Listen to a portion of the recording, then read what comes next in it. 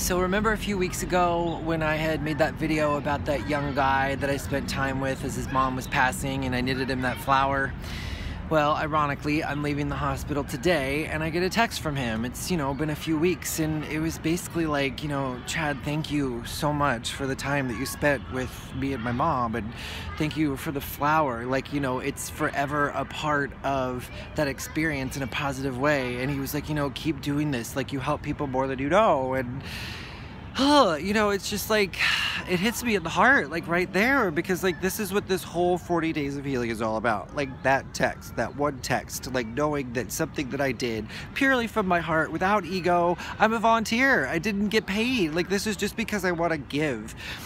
That I made an impact on somebody that is going to be with them forever. I mean, when I think about my mom's passing, it's like my memory of that is like sad and scary and dark and whatever. And so knowing that he went through that same journey and is going through that same journey, and that I was somehow able, just because I'm giving and I'm me, able to give him a positive, loving memory during that process that he can now kind of tap into for the rest of his life, it just feels so good, It's like, I used to be a Broadway stage manager for a really long time, and I would leave the stage door every night and people would be like standing there waiting for autographs, and I would think to myself, gosh, these people could only dream of being in the building that I'm a part of this machine that I help like churn. It's so glamorous. It made my ego feel so good. And I would think about connecting myself to the next show and the people that could keep me working and how much money I was making and what my resume looked like, and it was just ego and power and glamour, and it felt good and exciting. But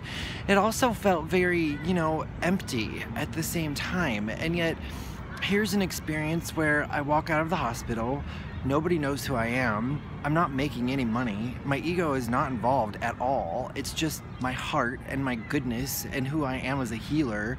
And yet, the reward that I'm getting from it feels so much better than any time I ever walked out of a stage door on Broadway.